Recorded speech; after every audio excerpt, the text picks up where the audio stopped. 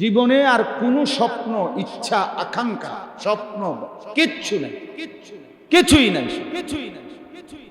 এই এক ফালতু জিনিস পাইছে, এটা নিয়েই ব্যস্ত। এটাই শুধু মানে শয়তান মাথা ঢুকাইছে যে যেটা পাইবা এটা শুধু মোবাইলে আগে ঢুকাইবে। তোমার চেহারা সুরতে, তোমার কলজার মধ্যে ঢুকানোর কিছু নাই, শুধু মোবাইলে ঢুকাইয়া যেমনে পারো মোবাইলটা শুধু কবরে নিবা, ফেরেস্তারে জমা দিবা, ফেরেস্তা শুধু এটা কম্পিউটার একটু চেক দিব, দিয়ে বেচতে পাঠাই খালাস।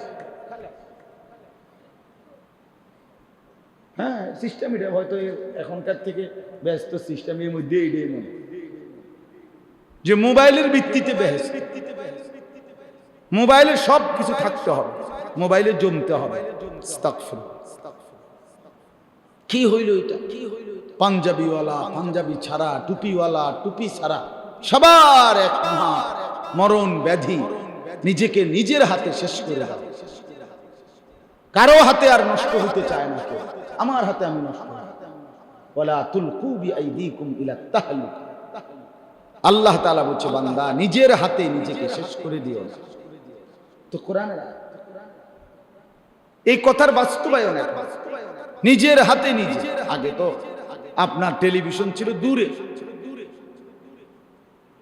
অন্যরা গুনার আয়োজন করছে, সে গিয়ে দেখছে না। এখন নিজের হাতে টিপতে টিপতে, নিজের মোবাইল দিয়ে, নিজের বড় মোবাইল দিয়ে নিজের হাতে নিজেকে চরিত্রহীন বানায়, নিজের হাতে নিজেকে দুশ্চরিত্র বানায়, নিজের হাতে নিজে জেনা ব্যভিচারের দৃশ্য দেখে নিজের আখলাক, নিজের রাত, নিজের দিন, নিজের চেহারা সুরত, জিন্দেগি শেষ করে।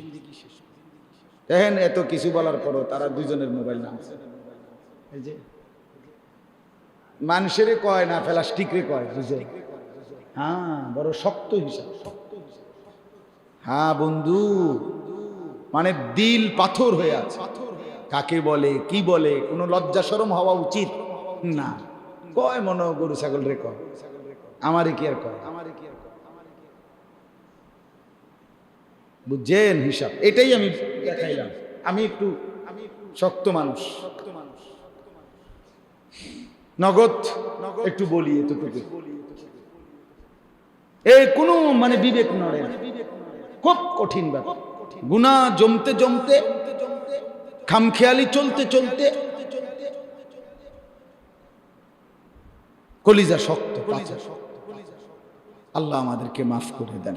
চলেন বাপ, তো আমি বলতেছিলাম মূলত সময়ের এটুকু সময় আমি যেহেতু এখানে আসবই, এই কারণে মৌলানা সাহেব বলছে আমি এটুকু সময় কাজে লাগানোর চেষ্টা করছি।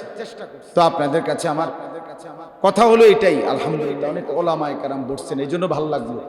আপনাদেরকে বললাম সময়টা কাজে লাগাবেন, প্রতি মুহূর্তে আপনি ফিকির করুন।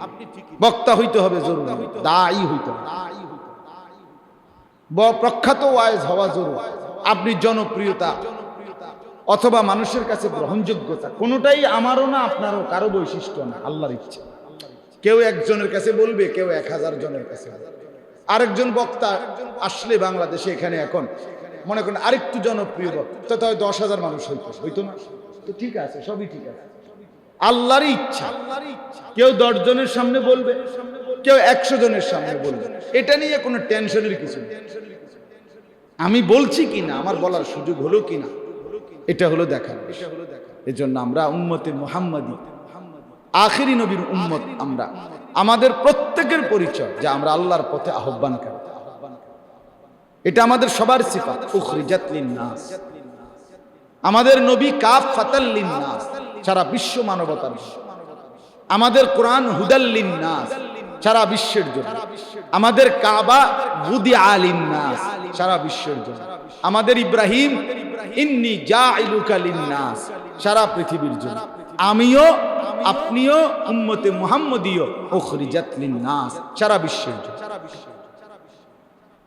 কোরআন যেমন বিশ্বব্যাপী, আমার জিন্দেগিও বিশ্বব্যাপী।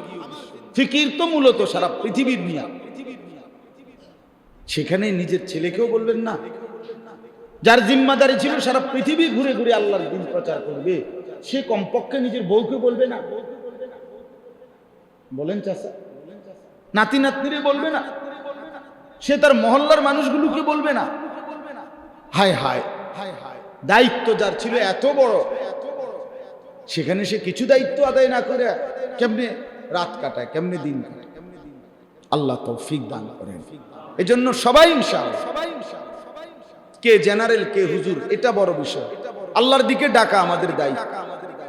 দাওয়াত ও তাবলীগে আলহামদুলিল্লাহ ফিকির নিয়ে সারা পৃথিবীময় কাজ করে, সারা পৃথিবী যে মানুষকে আল্লাহর দিকে ফেরাবার চেষ্টা।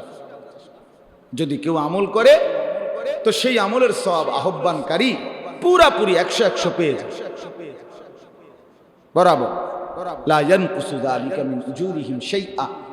আল্লাহ তাআলা বলেন উভয়ের নেকিতে কোনো কমানো হবে না। যে ডাকলো কাউকে আল্লাহর দিকে আর যে সেই ডাকে সাড়া দিয়ে আমল করলো, দুইজনের নেকি কি বরাবর। মিসলু মিসলু, মিসলু মানে সমান, সমান সমান। আল্লাহ আমাদেরকে আল্লাহর দিকে ডাকবার জন্য এক মেজাজ, এক ফিকির, এক অনুভূতি দান করেন। আমিন। কোরআনুল কারীমের